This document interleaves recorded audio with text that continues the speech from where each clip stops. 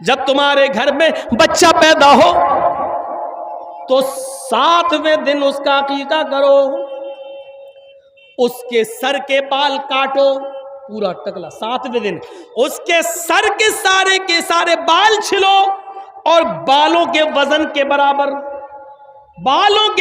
के बराबर चांदी गरीबों और मिस्कीनों में तकसीम करो। मान लीजिए सारे बाल हमने काटे और 5 ग्राम हुए, तो 5 ग्राम चांदी या 5 ग्राम चांदी की कीमत गरीबों में मिस्कीनों में दी जाएगी। और ये इस्लाम का एक हिस्सा है, इससे आप बच नहीं सकते हो। 7वें दिन उसका अच्छा नाम रखो, गुड्डू पप्पू नहीं, ट्विंकल नहीं, लड़कियों के नाम उईटी सुईटी नहीं, अच्छा नाम रखो। नाम का असर पड़ता है, कयामत के दिन नामों से बुलाया जाएगा। अच्छा नाम रखो जिसका माना अच्छा हो। जब 7वां दिन हो जाए तो उसका अकीका करो। और मसला याद रखना, अकीका सिर्फ 7वें ही दिन है, 14वें दिन की दलील नहीं है, 21वें दिन की दलील सही नहीं है कि 7वें दिन ताकत ना हो तो 14वें दिन कर लो, 14वें दिन ना हो तो 21वें दिन कर लो। नहीं, अकीका सिर्फ 7वें दिन है। और 7वें दिन किसी मजबूरी की वजह से अगर आप नहीं कर सके तो जब तुम्हें मौका मिले, जब तुम्हारे पास मजबूरी खत्म हो जाए उस वक्त कर लो। 7वें दिन नहीं किया और 8वें दिन मजबूरी खत्म हो गई तो 8वें दिन कर लो, 9वें दिन मजबूरी खत्म हो गई तो 9वें दिन कर लो। अब ये नहीं कि 7वें दिन नहीं किया तो अब 14वें दिन कर लेंगे, नहीं, 14वें दिन का इंतजार नहीं किया जाएगा। 14वें दिन भी मजबूरी रही, 21वें दिन भी रही, तो जब तुम्हारी मजबूरी खत्म हो जाए तब कर लो। और जब तक उस बच्चे का अकीका कर नहीं लिया जाएगा उस बच्चे की दुआ बाप के हक में कबूल नहीं होगी। समझ रहे हैं ना? रहन है, रहन, बच्चा गिरवी है, चाहे कितनी वो बच्चा दुआ करे बाप के हक में फिर कबूल नहीं होगी। अगर अमदन कसदन जानबूझकर इस्तिताअत के बावजूद आपने उसका अकीका नहीं किया तो ये बाप के ऊपर एक कर्ज है, जब तक वो इसको अदा नहीं करेगा। हाँ, बच्चा 20 साल का हो गया, अब मजबूरी खत्म हुई है तो अब कर दो। बाप 20 साल तक अपने बच्चे का अकीका नहीं कर सका मजबूरी की वजह से और इंतकाल हो गया, तो बच्चा खुद कमाने लगे तो वो अपना अकीका खुद भी कर सकता है।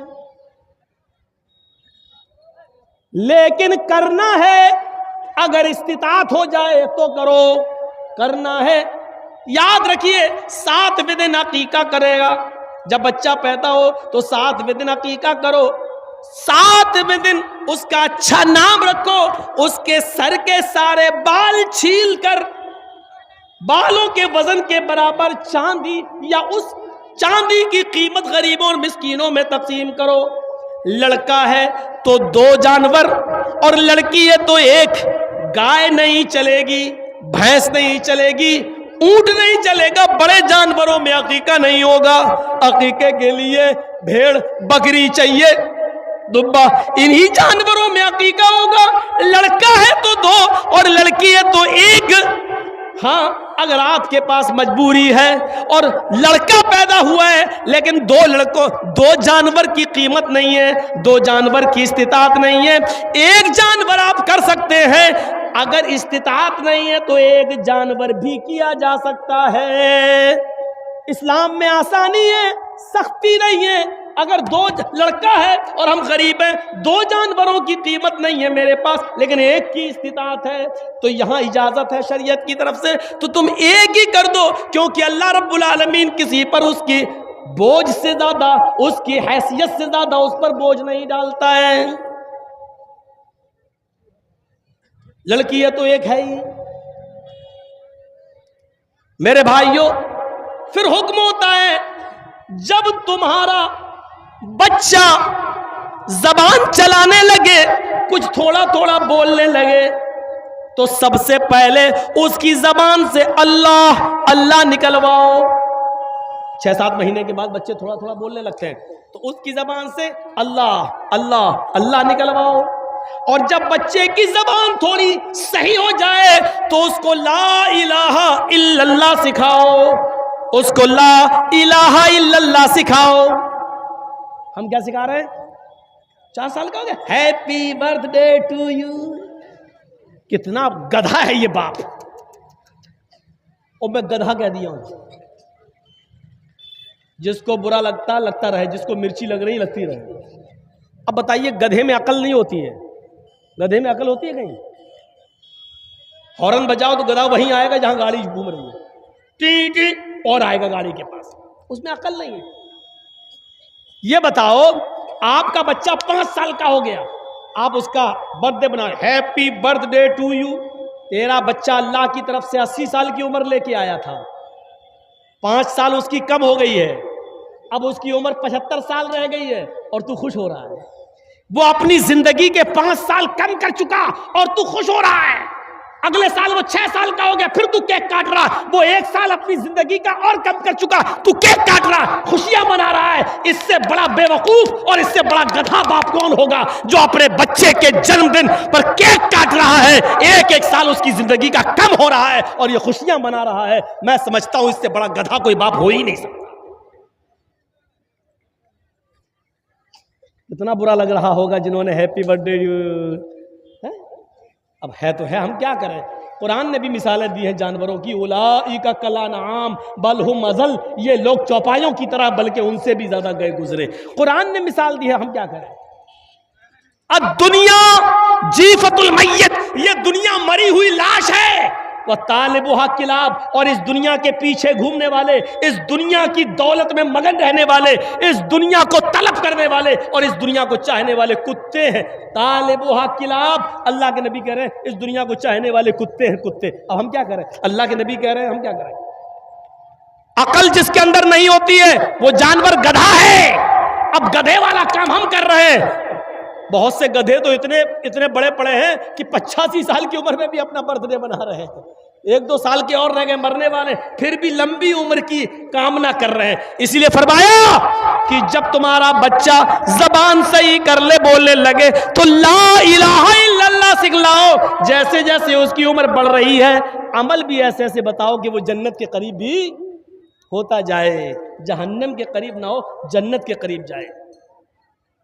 अब हुक्म होता है ला इलाहा इल्लल्लाह सिखाओ। अब हुक्म होता है जब तुम्हारा बेटा 7 साल का हो तो उसको वुजू करना सिखलाओ, नमाज पढ़ना सिखलाओ। अपने साथ उसको उंगली पकड़ के मस्जिद में ले जाओ, उसको नमाज की आदत डलवाओ। कभी पढ़ेगा कभी छोड़ेगा, कभी पढ़ेगा कभी छोड़ेगा, कोई बात नहीं, सख्ती बहुत ज्यादा नहीं करना है, लेकिन लेके जाना है, आदत डलवाना है। अब 3 साल तक ये आदत डलवाओ। जब उसकी उम्र 10 साल की हो जाए तो अब सख्ती करोगे। जब वो 10 साल का हो और नमाज न पढ़े तो पीट पीट कर, मार मार कर उसको मस्जिद में ले जाओ। 10 साल के बाद फिर नमाज माफ नहीं है। 10 साल का हो जाए तो उसको मस्जिद की तरफ ले जाओ, उसको मारो। 10 साल का बेटा नमाज न पढ़े तो बाप मारे, 40 साल का बाप नमाज न पढ़े तो कौन मारे? दादा तो मर गया बेचारा, वो तो इस दुनिया में न रहा। याद रखो, जो 40 साल की उम्र में बाप नमाज नहीं पढ़ रहा है तो उसका 10 साल का बेटा कैसे नमाज पढ़ेगा? ये औलाद के साथ हमारा इस्लाम के साथ कनेक्शन कैसा है? क्या पानी और रंग की तरह है या पानी और पत्थर की तरह है? जरा तसव्वुर करें। ये औलाद के बारे में हुक्म दिया है, हम ऐसा कर रहे हैं।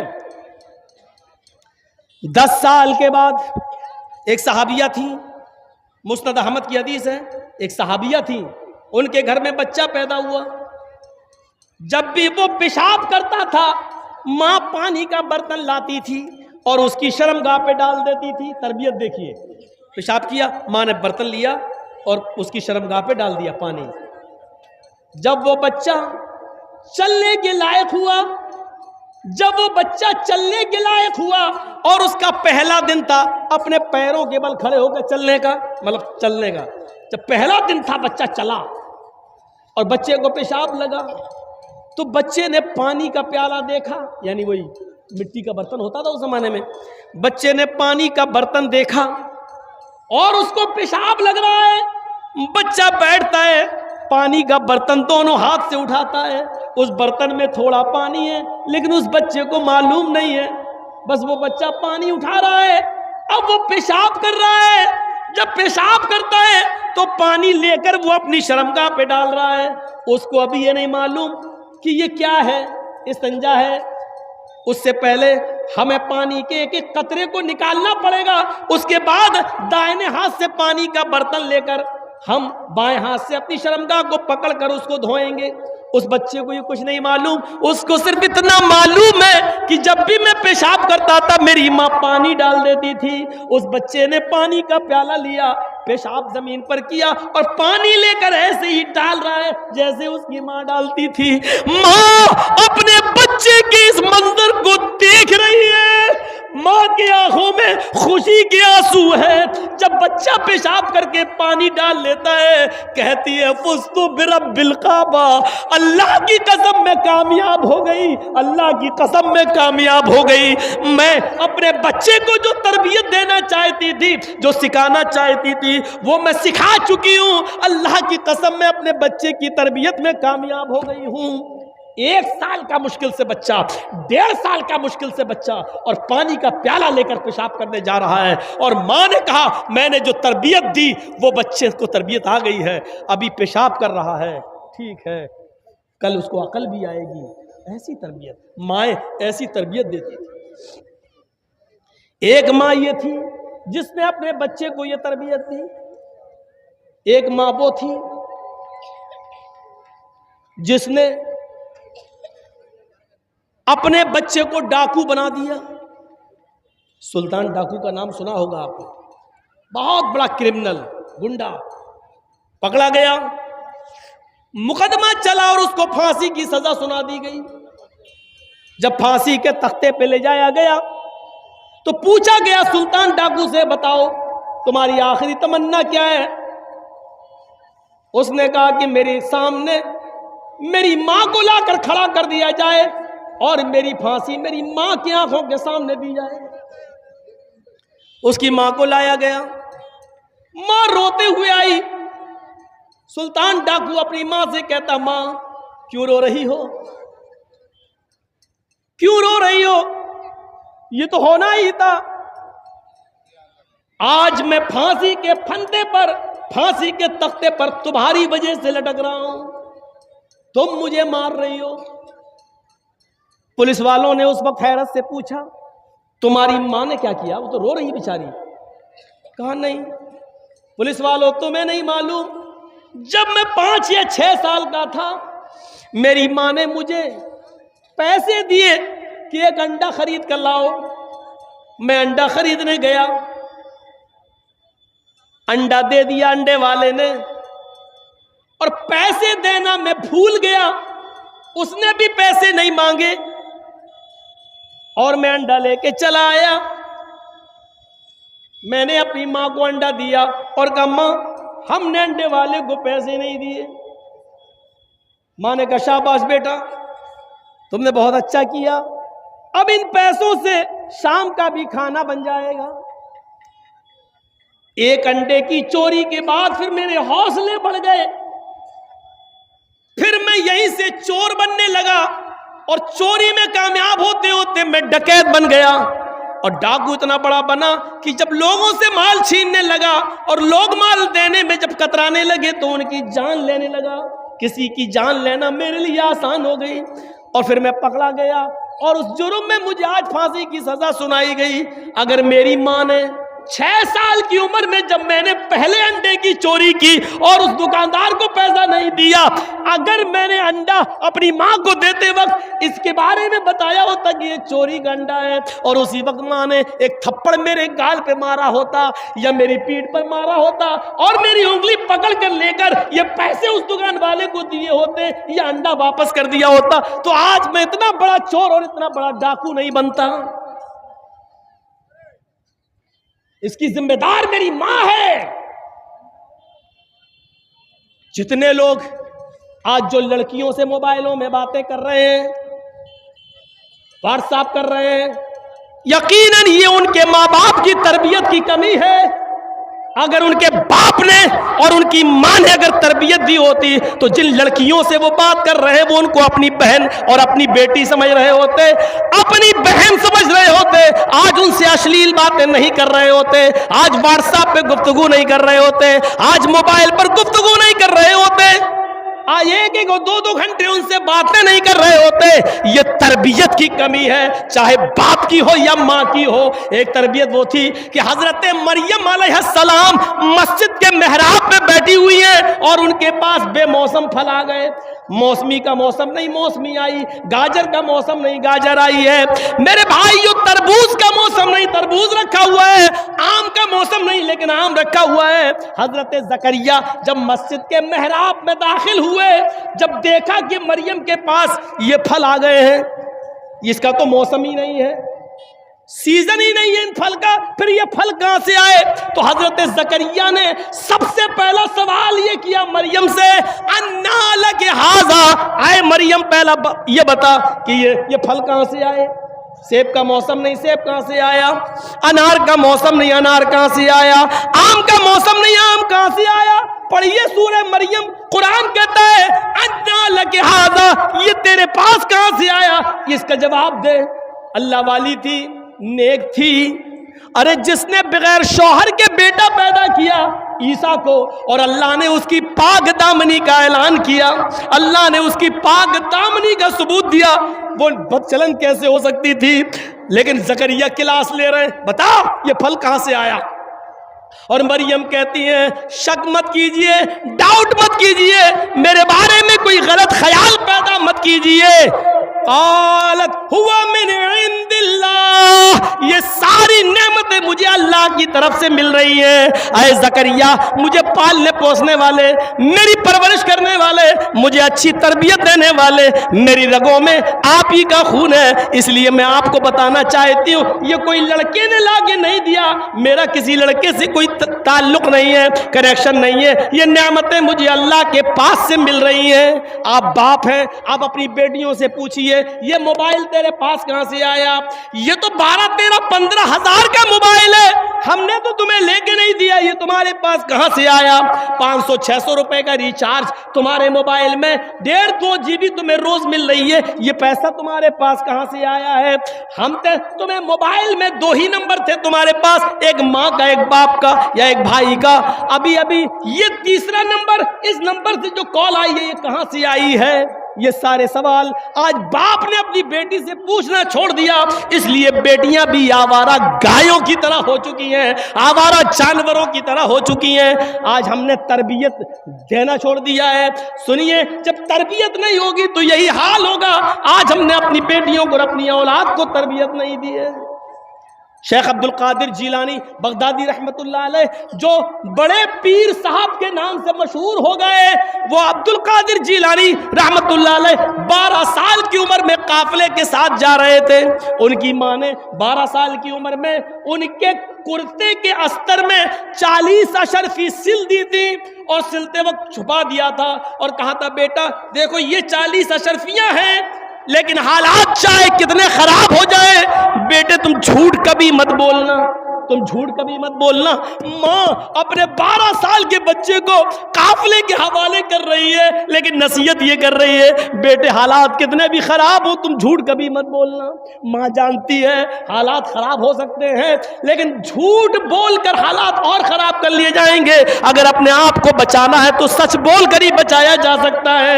मेरे प्यारे साथियों, जब डाकुओं ने उस काफिले पर हमला किया तो सारा काफिला लूट लिया। डाकुओं का एक आदमी जब अब्दुल कादिर के पास आया, कहने लगा, ए लड़के, तेरे पास भी कुछ है? उसने कहा हाँ। बोल क्या है? 40 अशरफी हैं। 40 कहाँ है? कहीं तो दिखने नहीं। कहा ये है। अस्तर सिल उधेड़ा, 40 अशरफी मिली। कहा बेटे ये तो छुपी हुई थी, तुम अगर मना कर देते तो मैं यहां तक पहुंच ही नहीं पाता। तुमने बता कैसे दी? कहा कि चलते वक्त मेरी माँ ने मुझे नसीहत की थी कि हालात चाहे कितने खराब हो, झूठ कभी मत बोलना। इतनी सी बात का उस डाकू पर यह असर हुआ, चीख पड़ा, आए डाकुओ इधर आओ। इस बच्चे ने अपनी माँ की इतनी बात मानी है कि इस हाल में भी वो झूठ नहीं बोला और 40 अशरफियां मुझे दे दी। मेरी तो पूरी जिंदगी चोरी में गुजर गई है, लुटेरीपन में गुजर गई है, डकैती में गुजर गई है। ये बच्चा अपनी माँ की नाफरमानी नहीं कर सका, हम अपने रब की नाफरमानी कर रहे हैं। हम अपने रब को क्या मुंह दिखाएंगे? हम अपने रब को क्या जवाब देंगे? सारे काफिले का लूटा हुआ माल वापस कर दिया और उन डाकुओं ने सबने सच्ची तौबा कर ली। ये बच्चा 12 साल का आगे चलकर शेख अब्दुल कादिर जीलानी के नाम से मशहूर हुआ है और बड़े पीर साहब के नाम से जाना जा रहा है। हम अंदाजा लगा रहे मेरे भाइयों, माएँ क्या तरबियत दिया करती थी अपनी औलाद को और आज हमारी माएँ हमें क्या तरबियत दे रही हैं। हम अपने समाज पर गौर करें। शादियां होती हैं, क्या ये इस्लामी है? एक एक लड़की की शादी में लड़के वालों की तरफ से 150 आदमी, 200 आदमी, और हमारे इलाके में चले जाओ तो 400 आदमी, 500 आदमी बाराती। और बड़े बड़े शहरों का जायजा लें तो खाने पीने का सिस्टम खड़े होकर, आपके इलाके में होता कि नहीं होता अभी हमें नहीं मालूम, लेकिन हमारे बड़े बड़े शहरों में चले जाओ, लखनऊ में, कानपुर में, दिल्ली में, बंबई में, बड़े बड़े शहरों में शादियों में बारात, बफर सिस्टम, खाने का सिस्टम, अपने हाथ से निकालो, खड़े होके खाओ। इसका नाम रखा गया बफे सिस्टम। बिगाड़ कर लोग बोलने लगे बफर सिस्टम, जिसका नाम होना चाहिए था कुत्ता सिस्टम, जिसका नाम होना चाहिए था गधा सिस्टम, जिसका नाम होना चाहिए था सुअर सिस्टम। इसका नाम रखा गया बफे सिस्टम। अभी जायजा लो और खड़ा कर दो और ऊपर से देखना शुरू कर दो कि कितने नौजवान लड़के हैं कि उनके बाल इस्लामी हैं। तो अभी आपको ऐसे ऐसे लोग मिलेंगे कि जिनकी यहां से बिल्कुल साफ, यहां से बिल्कुल साफ, यहां से बिल्कुल साफ, सिर्फ इतनी जगह पर बाल मिलेंगे, ऐसा लगता है जैसे मधुमक्खी का छत्ता। और इस बाल को नाम रख दिया है फैशन, जबकि हमारी नजर में यह है सुअर कट बाल। ये बाल इधर से, ये कौन सा बाल है? ऊपर से आप सिस्टम को देखना शुरू करें, नजर डालें और देखें तो ऊपर से नीचे तक आप अभी पता चल जाएगा कि कितने लोगों की पूरा का पूरा शरीर इस्लाम की तालीमात से भरा पड़ा। हजरत उमर रात की तारीकी में अंदर बाहर निकलते हैं, देखते हैं कौन भूखा है, कौन सो रहा है। रात के अंधेरे में एक घर से किसी औरत की चीखने की आवाज आती है।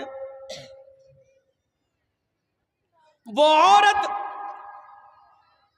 बुलंद आवाज से चीखते हुए नाम ले रही है कि मेरा शौहर मैदान जंग में कत्ल कर दिया गया है और अभी तक मेरी दूसरी शादी नहीं हुई है, ना मैंने की है।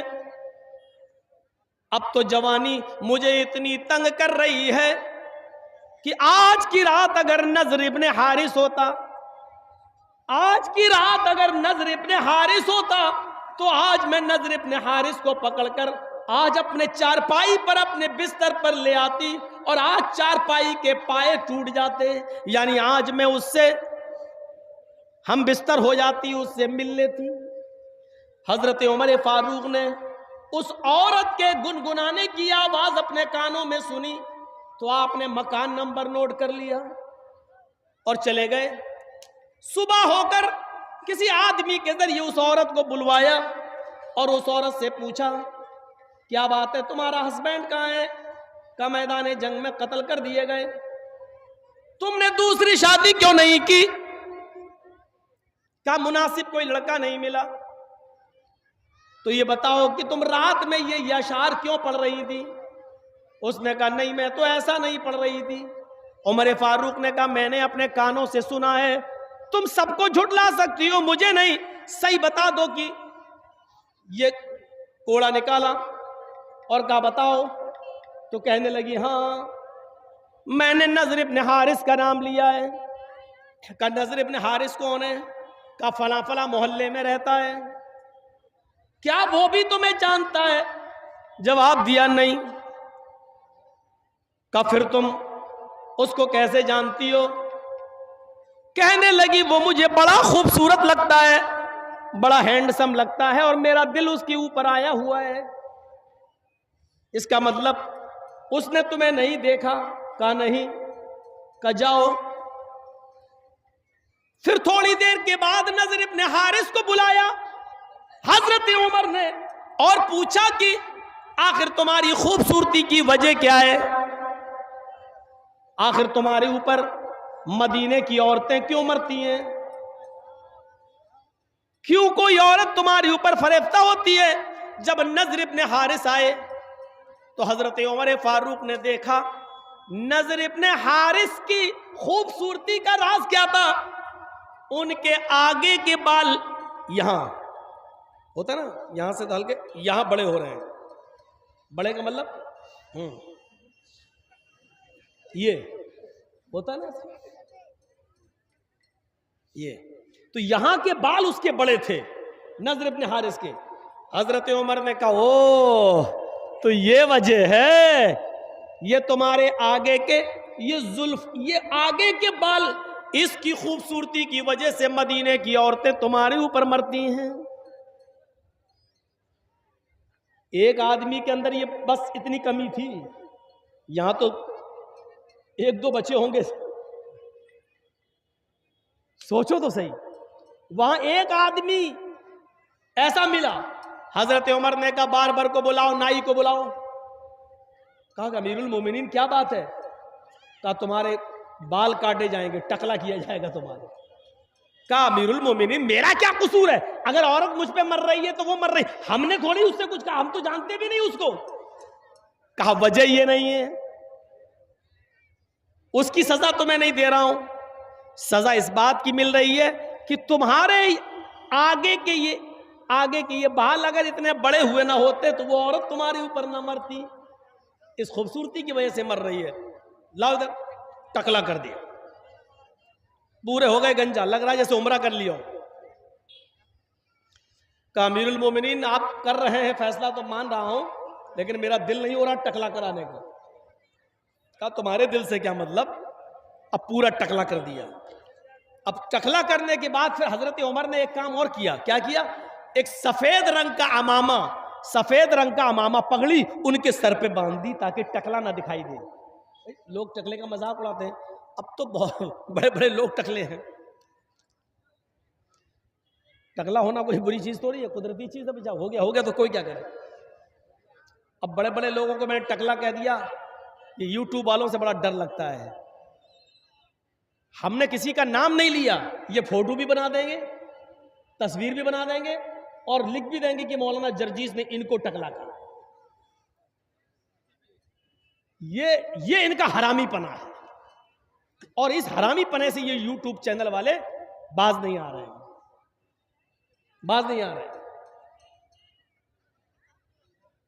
अब तो जलसा कमेटी वालों ही से कहना पड़ेगा कि आपके यहां यूट्यूब चैनल वाले आएंगे और ये आएंगे तो अब हम नहीं आएंगे।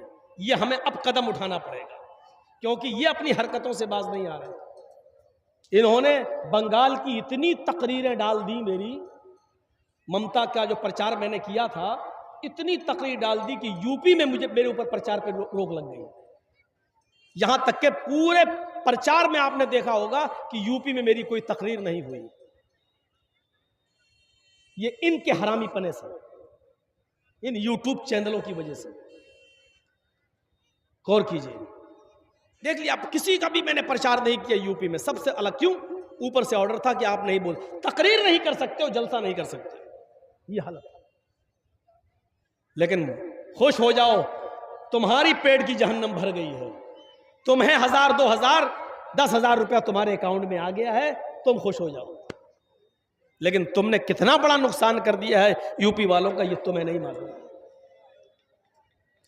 तो मेरे भाइयों, जब उनको पगड़ी बांधती तो वो अब और ज्यादा खूबसूरत लगने लगे पहले से। उल्टा हो गया, हजरत उमर का दांव उल्टा हो गया। उन्होंने बाल इसलिए काटे थे कि इसकी खूबसूरती मिट जाए, लेकिन बाल काटने के बाद जब पगड़ी बांधी उसको तो वो और ज्यादा खूबसूरत लगने लगे। अभी तो मदीने की एक औरत उनके ऊपर मर रही थी, अब 10-10 मरने लगे। जहां जा रहे हैं इतना खूबसूरत, ये जा रहा है।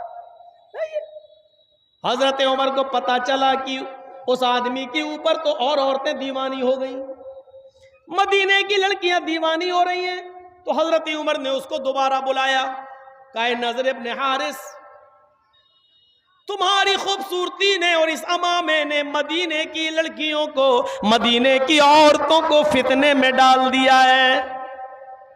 मदीने की औरतें कहीं फितने में मुब्तला ना हो जाएं, लिहाजा तुम्हें अब मदीने से निकाला जा रहा है और यहूदियों की या ईसाइयों की बस्ती में भेजा जाएगा। वहां जाकर दीन की तबलीग करो, वहां जाकर दीन की दावत दो।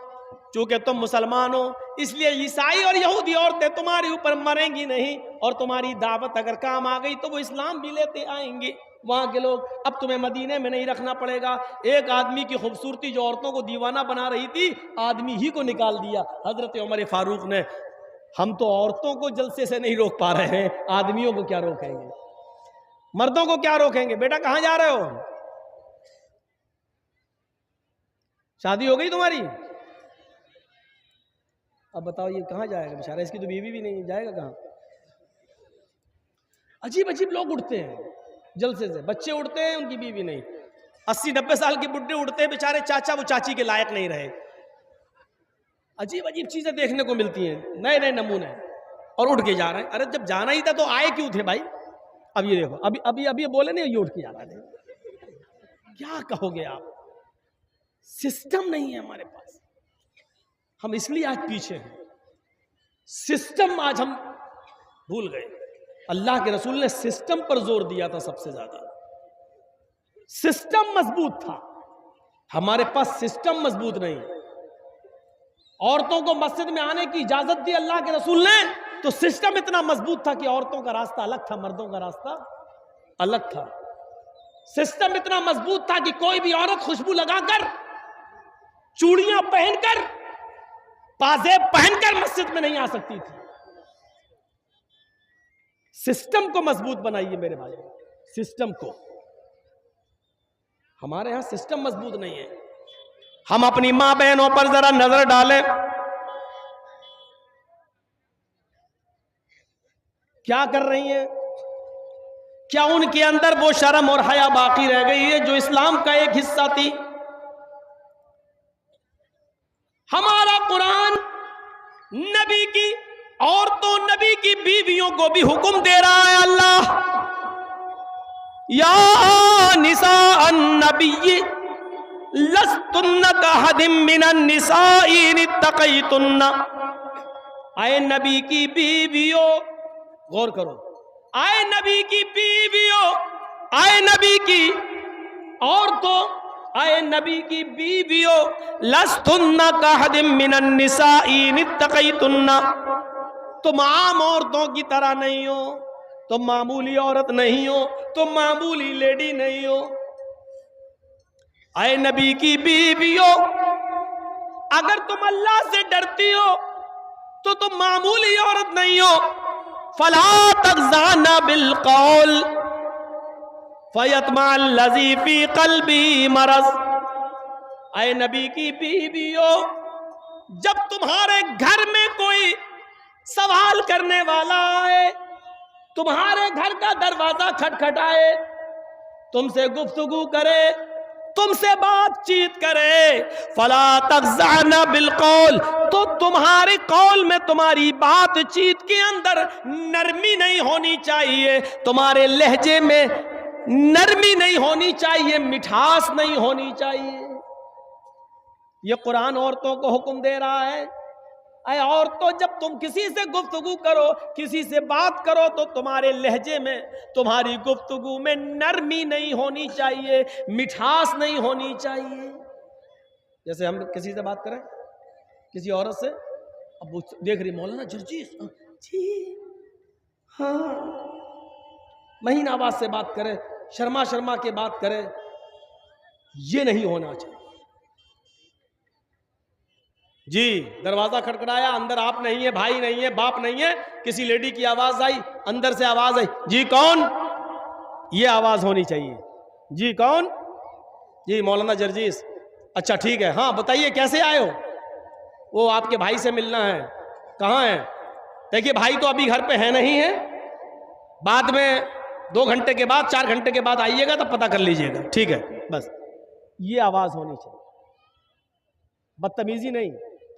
लेकिन नहीं अभी घर पे कोई नहीं है, ना अब्बू है ना भाई है, कोई नहीं है, ठीक है बाद में आइएगा, 2 घंटे बाद पूछ लीजिएगा, ठीक है शाम को आइएगा, पता लगा लीजिएगा, ये होना चाहिए। लेकिन होता क्या है, दरवाजा खटखटाया, बैल बजाई, पहले दरवाजा खोला, जी वो आपके भाई कहाँ हैं, जी वो तो नहीं है, आप कहाँ से आए, देखिए बातचीत बढ़ रही है, आप कहाँ से आए, किशनगंज से, और इतनी दूर से, आइए पानी पी लीजिए। जब तुम्हारे घर में कोई नहीं है तो तुम किसी को पानी पिलाने के लिए भी अंदर नहीं बुला सकती, इसमें बदतमीजी नहीं मानी जाएगी। आपके घर में सब लेडीज ही है, कोई जेंट्स नहीं है, तो आप दरवाजा मत खोलिए। कौन, कहां से आए हो, ठीक है अभी भाई नहीं है, अभी अब्बू नहीं है, ठीक है बाद में आइएगा, शाम को आइएगा, तब मालूम कर लीजिएगा। ये अब खोल के कहो एक्सक्यूज मी, आइए पानी पी लीजिए। जब इस तरीके से तुम कहकर उसको आज अपने घर में बुला लोगी, आज तो तुम्हारे भाई से मिलने आया, 2 घंटे के बाद तुमसे मिलने आएगा। कुरान इसी को कह रहा है, फला तग़ज़अना बिलक़ौल, तुम्हारी कौल में, तुम्हारी बातचीत में नरमी नहीं, मिठास नहीं होनी चाहिए। अगर तुम नरमी से और मीठेपन से बात करोगी, फ़यत्मअल्लज़ी फ़ी क़ल्बी मरज़, तो जो बीमार दिल वाला है, जो जिसका दिल कमजोर है, फौरन किसी लड़की की हल्की सी आवाज सुनकर पिघल जाता है, उसकी तरफ झुकने लगता है, इसको अल्लाह के नबी ने, इसको कुरान ने क्या कहा, मरज़, फ़यत्मअल्लज़ी फ़ी क़ल्बी मरज़, जिसके दिल में बीमारी होगी, इश्क की, मोहब्बत की, वो तुम्हारे बारे में तरह तरह के ख्यालात अपने दिमाग में रखने लगेगा। फ़यत्मअल्लज़ी फ़ी क़ल्बी मरज़, वो अपने दिल में तुम्हारे बारे में नए नए ख्यालात, नए नए तसव्वुरात अपने दिल में रखने लगेगा। इसलिए मिठास नहीं होनी चाहिए तुम्हारी आवाज में, ये अल्लाह रब्बुल आलमीन ने हुक्म दिया है। और औरतों को हुक्म दिया है अल्लाह रब्बुल आलमीन ने, वइज़ा सअल्तुमूहुन्ना मतान फसअलूहुन्ना मिन वराइल हिजाब। हाय मोहम्मद के मानने वालों, आए मुसलमानों, जब तुम किसी घर में जाओ और घर में कोई मर्द ना हो और औरतें ही औरतें हो, और तुम्हें वहां कोई चीज लेना हो, उस घर से कोई चीज हासिल करना हो, उस घर से कोई चीज तुम्हें लेना हो, वइज़ा सअल्तुमूहुन्ना मतान, अगर कोई सामान तुम्हें चाहिए, फसअलूहुन्ना मिन वराइल हिजाब, तो पर्दे की ओर से मांगो, दीवार के पीछे से मांगो, दरवाजे के अंदर से मांगो। यानी औरतें दरवाजा ना खोलें, सामान लेके आए, उतना ही गेट खोलें और सामान दे दें। सामान देते हुए, प्लेट देते हुए, बर्तन देते हुए या कोई भी चीज देते हुए अपने हाथों में सॉक्स, अपने हाथों में ग्लव्स पहन ले, ताकि तुम्हारे हाथ की कलाइयां, तुम्हारे हाथ की हथेलियां भी गैर मर्द को नजर न आए। ऐसे पर्दे की ओर से उनसे सवाल करो, फसलूहुन्ना मिन वराइल हिजाब, पर्दे की ओर से उनसे मांगो। और उनको भी चाहिए जो सामान देंगे वो पर्दे के पीछे से तुम्हें दे, यानी सामने ना आए। ये कुरान कह रहा, कुरान जलसों में भी सामने आ रही हो तो क्या हाल होगा, दुकानों पे घूम रही हो और हम जलसे करा रहे हैं। साहब सिस्टम हमारा मजबूत है, हमने रस्म बना ली है, अमली अक़दाम नहीं किया है। वहां अमली अक़दाम होता था कैसे? एक नौजवान टखने से नीचे पैजामा पहने हुए था, उसका कपड़ा टखने से नीचे था यहां, और जा रहा था ऐसे। हजरत उमर ने देखा है टखने से नीचे, तो हजरत उमर ने उसको बुलाया, ए अंतहाइज। अब तर्जुमा सुनो। हजरत उमर ने कहा, ए नौजवान अंतहाइज। उसने पीछे मुड़ के देखा हजरत उमर से, मुझसे कह रहे हैं कहा अंतहाइज? अंतहाइज का मतलब जानते हो? क्या तुझे पीरियड आ रहा है? क्या तुझे महीना आ रहा है? औरतों को महीना आता है ना, पीरियड। जो औरतें बालिग हो जाती हैं, जो लड़की बालिग, उनको एक महीने में चंद दिन ब्लड आता है, जो उसको पीरियड बोलते हैं, एमसी। तो हजरत उमर ने कितना खतरनाक जुमला बोला उस नौजवान को। सोचो, आप ये मत कहना मौलाना जर्जी इतना बेशरम ऐसी बात कह रहा। मैं नहीं कह रहा हूं, हजरत उमर ने कहा है। क्या कहा? अंतहाइज, क्या तुझे पीरियड आ रहा है? क्या तुझे महीना आ रहा है? तो उसने पीछे मुड़ के देखा, कोई औरत तो जा नहीं रही है। हजरत उमर किससे कह रहे हैं? कहा पीछे क्या मुड़ के देख रहा है? तुझसे कह रहा हूं। हंसने लगा, मुझसे? मुझसे? हाँ। कहा आपका दिमाग सही है? कहा क्यों? कहा यहीजुर रजुल। उस आदमी ने कहा क्या मर्द को भी महीना आता है? है सवाल देखिए उसका।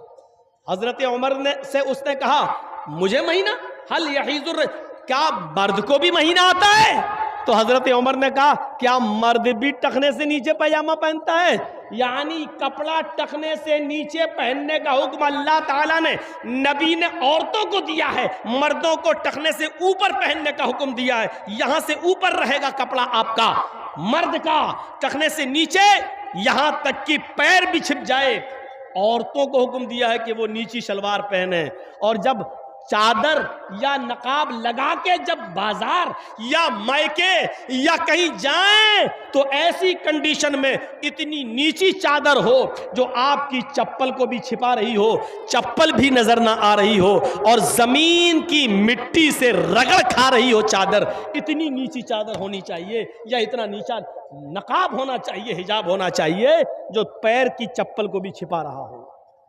जाकर जो चंद औरतें बुर्का पहन के आई हैं, जरा उनके नकाब भी देख लीजिएगा, चप्पल तक दिखेगी। और याद रखना, औरतें घर से बाहर जाते वक्त घर में जो चाहे पहने। जिस घर के अंदर गैर मर्दों का आवागमन नहीं है, औरतें घर में जो पहनना चाहे पहने, कोई रुकावट नहीं है। दुपट्टा ओढ़े ना ओढ़े, ओढ़नी लें ना लें, बाल खुले रखें या बांध के रखें, नाइटी पहने ना पहने, जो चाहे। और गौर से सुनो, घर के अंदर जहां गैर मर्दों का आवागमन नहीं है, औरतें जो चाहे पहन सकती हैं, उनको कोई रुकावट नहीं है। लेकिन घर से बाहर अगर जाएंगी, घर से बाहर जब निकलेंगी, तो औरतें घर से बाहर निकलते वक्त चूड़ियां भी पहनने की इजाजत नहीं है, चूड़ियां भी नहीं पहन सकती। हर बजने वाली चीज मना है, कोई भी बजने वाली चीज औरत पहनकर नहीं जा सकती। अगर चूड़ी बज रही है तो चूड़ी पहनकर जाना गलत है। पाजेब, पायल पहनकर नहीं जा सकती अगर उसमें घुंघरू लगे हुए हैं तो। उसको आपके यहां क्या बोलते हैं? ऊंची हिल की चप्पल जो होती है ना, ऊंची हिल की पहन लेती हैं, वो नीचे गुटका लगा रहता है, थोड़ा सा नाटी कद की हो तो लंबी लगती है वो, और वो पहन के चलती हैं तो वो सड़क पर वो चप्पल आवाज करती है, टक टक टक टक आवाज करेगी। औरत के लिए ऊंची हिल की वो चप्पल जो सड़क पर चलते वक्त टक टक की आवाज करे, वो चप्पल भी पहनकर चलना मना है औरत के लिए। जाहिर है वो चप्पल को टक टक टक टक करेगी, इधर उसकी चप्पल बोलेगी टक टक टक टक, उधर नौजवानों के दिल बोलेंगे धक धक धक धक। मना है। कोई भी खुशबू परफ्यूम नहीं लगा सकती, घर में जो चाहे लगाए, लेकिन घर के बाहर कोई परफ्यूम नहीं, कोई इत्र नहीं, यहां तक कि खुशबूदार कोई चीज नहीं। अगर क्रीम में खुशबू है तो वो भी नहीं, पाउडर में खुशबू है तो वो भी नहीं, अगर कोई ऐसा तेल यूज करती है जिसमें खुशबू है तो वो भी नहीं।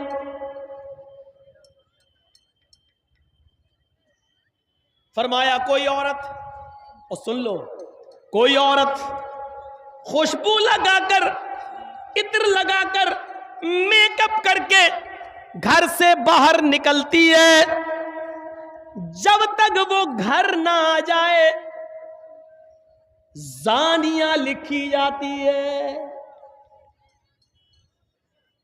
सुन रहे हैं?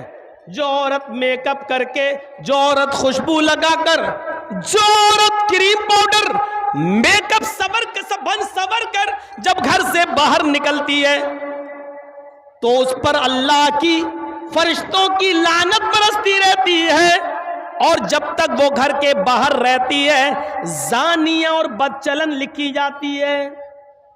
अब वो बाजार से या मेकअप करके गई और बाहर से घूमकर जब वो अपने घर पे आ जाए तो उस वक्त तक वो नमाज नहीं पढ़ सकती है।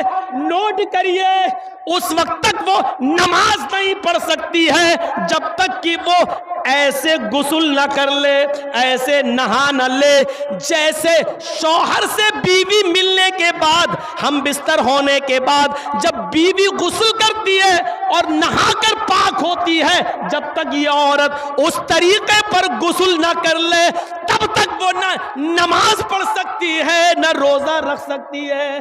अब बताइए हम इस्लाम के इस मिशन में कितने घुल चुके हैं। बताइए इस्लाम का, हमारा और हमारी बेटियों का इस्लाम कैसा है? क्या पानी और रंग की तरह है? क्या हमारी लड़कियां, हमारी बीवियां क्या इस इस्लाम के मिजाज में पूरी की पूरी दाखिल हैं? कौन सी लड़की है जो लिपस्टिक लगा के नहीं आई है? जरा देखो तो। अब आप कहोगे मौलाना कह रहे देखो तो, जुमले बहुत जल्दी पकड़ते हो। अब देखने का मतलब ये थोड़ी है कि नकाब हटा हटा के देखेंगे, और देखो का मतलब ये भी है कि आप देखो ना देखो, लेकिन जब निकाब ही नहीं है तो अपने आप दिख जाएगा। आजकल निगाहें नीची करके कौन चल रहा है? निगाहें नीची करके अगर चलेंगे तो टक्कर और होगी। अच्छा, आप ईमानदारी के साथ बताइए, जलसा हो रहा है ना, औरतों की आवाज आ रही कि नहीं आ रही? देख रहे हैं? हम थोड़ी देर चुप हो जाए तो लेडीज की आवाज यहां आ रही है। सिस्टम सही नहीं है। इन औरतों का इंतजाम इतनी दूर करना चाहिए कि इनकी आवाज मर्दों तक नहीं आए। अपने मर्दों तक की तो सुन नहीं रही हैं, आज मौलवियों की सुनेंगी?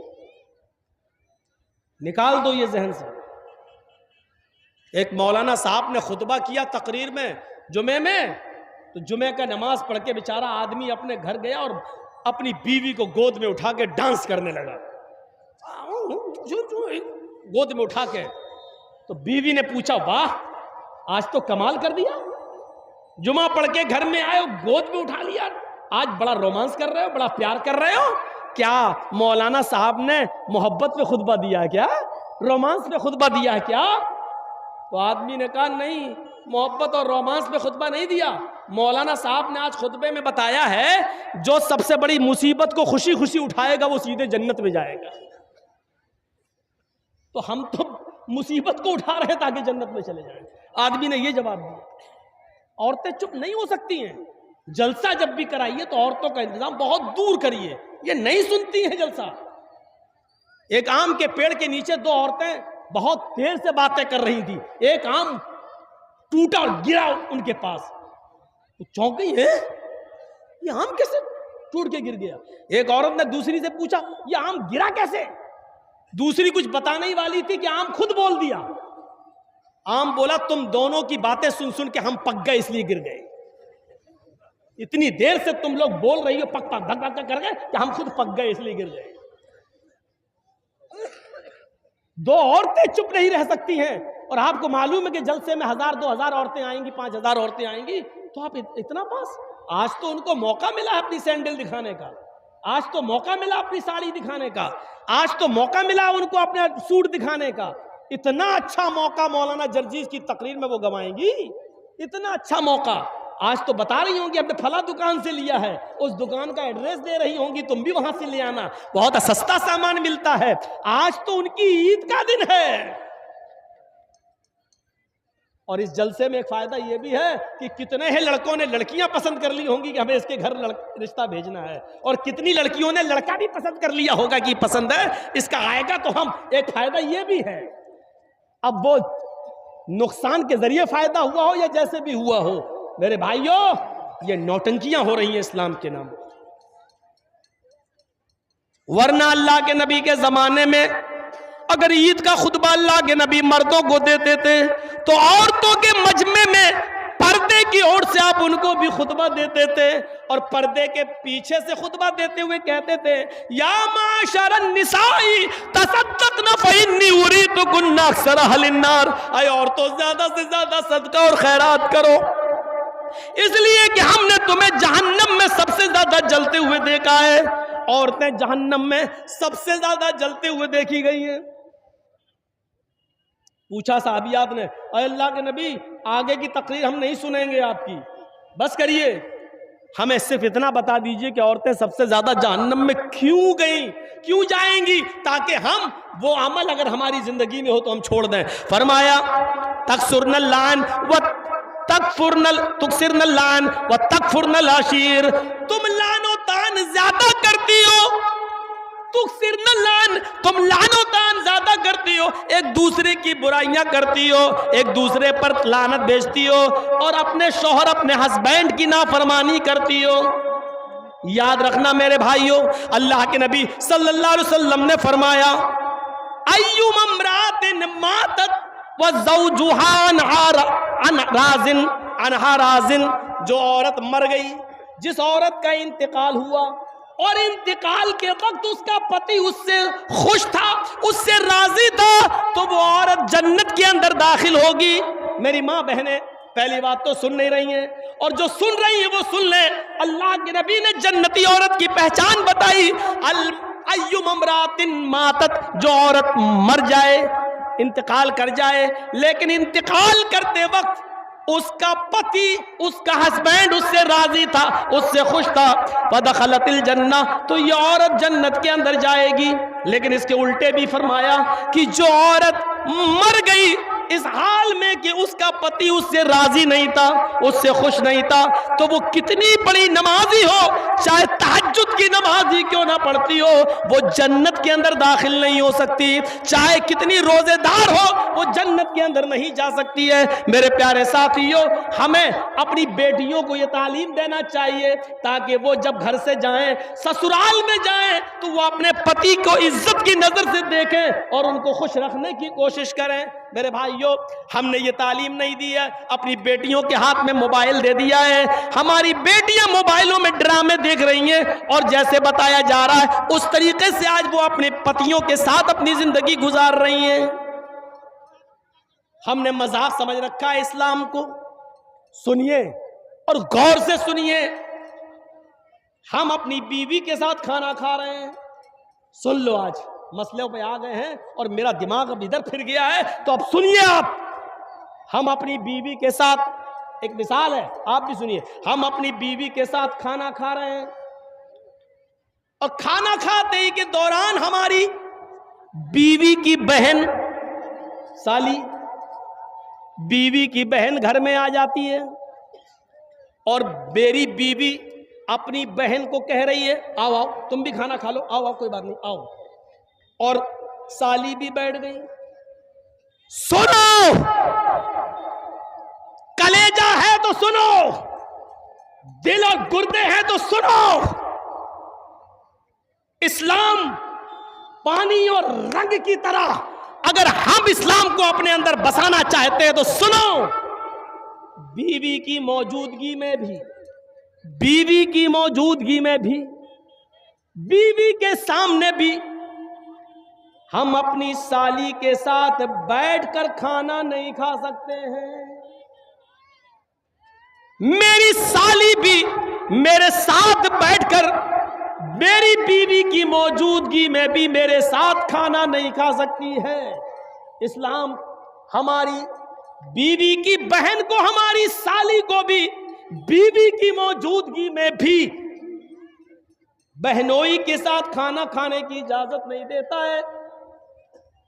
अपनी सालियों को स्कूल पहुंचाने वालों, अपने गांव से किशनगंज और सिलीगुड़ी तक ले जाने वालों, अपनी बाइक पर बिठा के घुमाने वालों, कान के पर्दे खोलकर सुन लो, तुम्हारी साली का बाप यानी तुम्हारा ससुर भी अगर तुम्हें इजाजत दे रहा हो और बीवी भी कह रही हो जाओ मेरी बहन को स्कूल छोड़ाओ, जाओ मेरी बहन को हॉस्पिटल लेकर उसको डॉक्टर के पास उसका इलाज कराओ, सिलीगुड़ी ले जाओ, बीवी की परमिशन के बावजूद, बाप की ससुर की इजाजत के बावजूद बहनोई के लिए जायज नहीं है कि वो अपनी साली को अकेले तन्हे तना अपनी बाइक या 4 व्हीलर पर सिलीगुड़ी ले जाए, किशनगंज ले जाए। ये हराम है उसके लिए। कलेजा थाम के बैठो और देखो हमारे मुआशरे के अंदर ये बुराई पाई जा रही है कि नहीं पाई जा रही है, पाई जा रही कि नहीं पाई जा रही है। जब बीवी की इजाजत और ससुर की इजाजत के बाद भी जायज नहीं है तो बिना इजाजत घुमाना ये कैसे जायज हो जाएगा? बहुत आसान है कह लेना कि साली आदि घर वाली है, तेरे बाप का फतवा होगा ये, तेरे बाप का सिस्टम होगा ये। तेरी बहन भी किसी की साली होगी, वो भी उसकी आदि घर वाली होगी। उसको इस नजरिए से देखने की कोशिश करो। इस्लाम के अंदर साली को भी बहनोई से पर्दा करना पड़ेगा, इसलिए कि बीवी के इंतकाल के बाद या बीवी की तलाक के बाद साली के साथ निकाह जायज हो जाता है, और जिसके साथ निकाह जायज हो उससे पर्दा जरूरी है। जहां यह मसला साली के साथ है वहीं यह मसला भाभी के ऊपर भी लागू होता है। सुन लो, हमारी भाभी अपने शौहर के साथ खाना खा रही है, या जर्जीस साहब खाना खा रहे हैं और जर्जीस साहब के भाई की बीवी यानी भाभी हमारे रूम में आ जाती है और हमारा भाई भी वहीं बैठकर मेरे साथ खाना खा रहा है, और भाई ने कह दिया अपनी बीवी से आओ आओ तुम भी खाना खा लो, कोई बात नहीं देवर है तुम्हारे, बैठो। भाई की परमिशन के बावजूद, शौहर की इजाजत के बावजूद भाभी के लिए देवर के साथ खाना खाना जायज नहीं है। भाई की परमिशन के बावजूद भाभी को अकेले बाइक पे बिठा के किशनगंज और दार्जिलिंग ले जाना, सिलीगुड़ी ले जाना जायज नहीं है। दलील ये अराइतल हमवा या रसूल अल्लाह, एक औरत ने सवाल किया, अरे अल्लाह के नबी क्या मैं देवर से भी पर्दा करूं? देवर हमारे घर में रहता है, ज्वाइंट फैमिली है, आना जाना लगा रहता है, क्या मैं देवर से भी पर्दा करूं? तो अल्लाह के नबी ने फरमाया हाँ, मोहल्ले के दूसरे लोगों से कभी कभी बेपर्दगी हो जाए चलेगा, मोहल्ले के दूसरे लोगों के सामने कभी चेहरा खुल जाए चलेगा, अलहमुल मौत, लेकिन देवर से हर हाल में पर्दा करना है, क्योंकि देवर तो मौत है भाभी के लिए। ये जबान हमारी नहीं है हमारी जबान जरूर है लेकिन अल्फाज मोहम्मदुर रसूलुल्लाह के हैं। हदीस जनाब मोहम्मदुर रसूलुल्लाह सल्लल्लाहु अलैहि वसल्लम की है, अलहमुल मौत, देवर भाभी के लिए मौत है। अब अंदाजा लगाओ, जो मौत हो वो मौत कैसे भाभी को लेके जा सकता है अपने घर से बाहर।